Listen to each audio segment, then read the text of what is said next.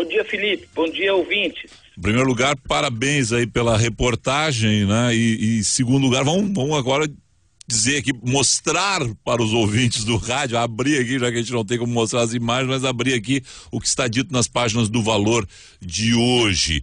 Efetivamente, Graça Foster não pode mais negar, tomou conhecimento dos desvios dentro das diretorias da Petrobras. Olha, Felipe, ela sabia, toda a diretoria atual da Petrobras, eles sabiam o que estava acontecendo. O diretor José Carlos Cosenza, que disse na CPI, um depoimento dado agora em outubro, que nunca tinha ouvido falar de desvios na Petrobras, ele estava mentindo. O que esses documentos que o Valor mostra hoje provam é exatamente isso. Por quê? Porque ele recebeu vários e-mails, ele recebeu comunicados internos da Petrobras tratando sobre os desvios, e os desvios não foram poucos. Os desvios, eles foram na casa de bilhões de reais. Então, eles sabiam do que acontecia na estatal. Sim. Essa situação de comprovação é a primeira vez, né? Nós tínhamos até aqui aquele e-mail do Paulo Roberto para o Palácio do Planalto, que o Palácio do Planalto diz que foram tomadas as atitudes e tal, mas desta vez é o seguinte, é entre uma técnica da Petrobras e a presidência, diretores, dessa vez não tem mais como dizer assim, quais são as providências, por que vocês não adotaram providências a respeito do assunto? Para você, resta aí alguma saída, né, por tudo que você analisou para a Petrobras a partir desses documentos publicados hoje no Valor Econômico? Então, Felipe, vamos aos fatos. Essa diretora, essa ex-gerente da Petrobras, ela era sub do Paulo Roberto na diretoria de abastecimento, ela era subordinada a ele. Ela começou a ver irregularidades na estatal nos contratos de comunicação dessa diretoria. O que ela identificou? Que eles contratavam empresas que não faziam serviços. Era um duto de dinheiro. No começo, ela ficou muito aflita com essa situação. Ela foi ao Paulo Roberto, né? E o Paulo Roberto, ele apontou para o retrato do presidente Lula na sala dele e falou: você quer derrubar todo mundo? Ou seja, ele indicou para ela que ele não ia tomar nenhuma providência.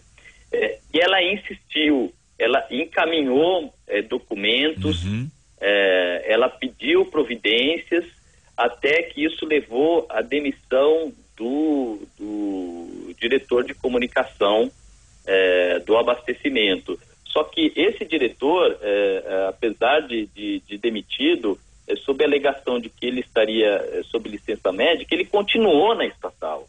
Ele ficou de 2009 até 2013, ele ficou 4 para 5 anos no cargo. Ele continuou na estatal. E isso deixou ela muito aflita, porque ela foi enviada para Singapura. Mandaram essa pessoa para a Ásia. Como ela não parava de denunciar, de pedir providências, de pedir que medidas fossem tomadas para sanar esses desvios de dinheiro, eles mandaram ela para a Ásia. E uma vez na Ásia, ela descobriu um outro esquema de perdas da Petrobras na Ásia e, novamente, ela pediu providências. Ela foi muito insistente. E esses pedidos dela aconteceram nesse ano. Ela pediu providências num e-mail ao Cosenza em março, depois ela pediu novamente providências em abril, ela não teve resposta, ela pegou um avião, ela foi ao Rio de Janeiro, fez uma apresentação a respeito das perdas, novamente não teve resposta, e o que aconteceu com ela? Agora, mais recentemente, no dia 19 de novembro, ela foi afastada da Petrobras. Então, por isso que ela resolveu denunciar. Por sinal, algumas notícias do afastamento dela dão conta do seguinte, até tem interpretações equivocadas, né? Olha, foram afastados aí funcionários ligados a Paulo Roberto Costa, como se no caso tivessem participado do esquema, não tem nada a ver, ela teria sido afastada então porque ela estava denunciando o esquema, né? É isso? Então, ela foi afastada de maneira muito estranha.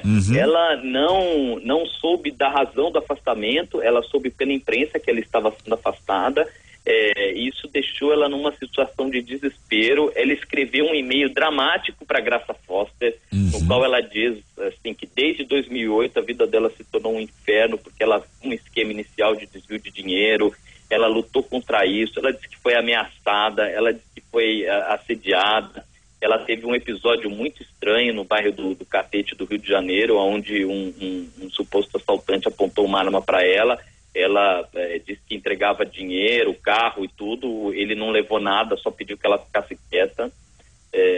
Então, é uma pessoa que passou por situações muito difíceis, que foi encaminhada para fora do país e que, uma vez lá, ela soube que ela seria afastada, que ela estava sendo colocada no meio de um balaio de gato de outras pessoas de dentro da estatal, sim, acusadas de práticas graves. Então, por isso é que ela resolveu fazer a denúncia e ela vai apresentar todos esses dados, esses documentos ao Ministério Público em Curitiba, onde está sendo apurada toda essa questão envolvendo a Operação Lava Jato. Estamos conversando com o repórter do Valor Econômico, Juliano Basile. Juliano, por que ela não entregou agora, durante a investigação, esses documentos ao Ministério Público Federal? Por que ela não procurou o Ministério Público durante esse processo todo que estava ocorrendo? O Ministério Público fez ontem já várias denúncias, né? Por que ela demorou tanto? Olha, ela sempre denunciou, isso é fato, pelos documentos. Ela sempre encaminhou tudo que ela sabia de irregularidade, ela encaminhou isso dentro da companhia. O que aconteceu com ela foi uma situação de desespero. Mais recentemente, a operação começou em março. Ela já estava fora do Brasil. Então, ela resolveu fazer a denúncia agora porque ela viu que ela ia ficar completamente de mãos atadas, que ela ia, enfim, ser entregue aos bandidos. Sim. E ela não foi denunciada pelo Ministério Público. Isso é importante também da gente colocar, né? Ela não está no meio desse grupo, que é Paulo Roberto, que é Edu, que é Barusco, dessas pessoas da Petrobras que efetivamente estão sob investigação. Mas a direção atual da estatal, que é a direção que diz que está apurando tudo, que diz que a estatal foi vítima, essa direção, ela sabia há muito tempo do que vinha acontecendo. Certo. É impossível eles falarem que eles não sabiam do que acontecia. Eles tinham os documentos, sim. Até porque, Felipe, os desvios foram de bilhões. Não tem como eles não saberem o que estava acontecendo lá dentro. Deixa eu só dizer o seguinte, aqui tem um ponto da tua matéria aqui, da tua reportagem publicada no Valor Econômico de hoje. Venina encaminhou a denúncia ao então presidente da estatal, José Sérgio Gabrielli. Ele instalou uma comissão sob a presidência de Rosenberg Pinto para apurar o caso, assim como Giovanni, Gabrielli e Rosenberg são do PT da Bahia. Este último, inclusive, foi eleito deputado estadual pelo partido. O relatório da comissão apurou que foram pagos 58 milhões de reais em contratos de comunicação para serviços não realizados. Além disso, foram identificadas notas fiscais com o mesmo número para diversos serviços, totalizando 44 milhões de reais. 2 fornecedores de serviços tinham o mesmo endereço. São as empresas R.A. Brandão Produções Artísticas e Guanumbi Promoções e Eventos, ambas na rua Guanumbi 628 em Jacarepaguá, no Rio. O caso foi remetido para a auditoria. Giovanni foi demitido, mas entrou em licença médica, o que evitou que ele fosse desligado imediatamente da Petrobras, onde permaneceu por mais 5 anos. Em 3 de abril de 2009, Vanina enviou um e-mail para Graça Foster pedindo ajuda para concluir um texto sobre problemas identificados na estatal. Na época, Graça era diretora de gás e energia. Li esse trecho aqui para dizer o seguinte, que a gente fez referência à Graça Foster, que as pessoas podem pensar que no momento que ela tomou conhecimento das denúncias, ela já era presidente. Não, ela tinha um alto cargo, talvez um dos mais altos dentro da Petrobras, mas ela estava na diretoria ainda de gás e energia. Mas não tomou providência nenhuma, não tocou o assunto adiante, né? Então, Felipe, o que a gente verifica pelos e-mails é que essa denunciante, ela tinha uma relação de muito respeito com a Graça. Ela, inclusive, ela tinha admiração pela Graça. Ele encaminhava os problemas para a Graça dentro desse contexto. Mas as respostas que ela teve da Graça foram muito secas. Não foram assim, a Graça mandava para o departamento competente para apuração. Era assim uma coisa sempre muito seca. Só que mais recentemente, nesse ano, ela encaminhou e-mails dramáticos para a Graça sobre o que estava acontecendo. E novamente ela teve respostas muito secas. Na tentativa de obter uma orientação da diretoria da estatal, Venina fez em 27 de maio uma apresentação na sede da Petrobras no Rio sobre as perdas envolvendo a comercialização de combustível no exterior. Nela, foi alertado que a prática se disseminou pelas unidades da estatal, atingindo vários países. Em junho, Venina propôs a criação de uma área de controle de perdas nos escritórios da empresa no exterior. Nada foi feito. Uma última mensagem sobre o assunto foi enviada em 17 de novembro. 2 dias depois, a direção da Petrobras afastou Venina do cargo. Após fazer centenas de alertas e recomendações sobre desvios da empresa, ela foi destituída pela atual diretoria sem saber qual a razão, ao lado de vários funcionários suspeitos na Operação Lava Jato. A notícia lhe chegou pela imprensa em 19 de novembro. Um dia depois, a geóloga escreveu um e-mail para Graça Foster, agora sim, presidente da estatal. Desde 2008, minha vida se tornou um inferno. Me deparei com um esquema inicial de desvio de dinheiro no âmbito da comunicação do abastecimento. Ao lutar contra isso, fui ameaçada e assediada. Até arma na minha cabeça e ameaça às minhas filhas eu tive. A geóloga não detalhou no e-mail para Graça o que aconteceu, mas teve a arma apontada para si. Você já falou a respeito do assunto no bairro do Catete, Rio de Janeiro. Não lhe levaram um tostão, mas houve a recomendação de ficar quieta. Tenho comigo, segue aqui o e-mail, né?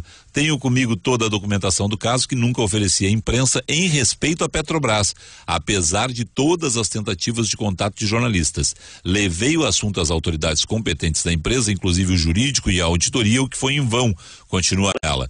Em seguida, ela reitera que se opôs ao esquema de aditivos na Abreu e Lima. Novamente fui exposta a todo tipo de assédio ao deixar a função. Eu fui expatriada e o diretor, Paulo Roberto Costa, hoje preso, levantou um brinde, apesar de dizer ser pena não poder me exilar por toda a vida, disse ela, referindo-se à Costa.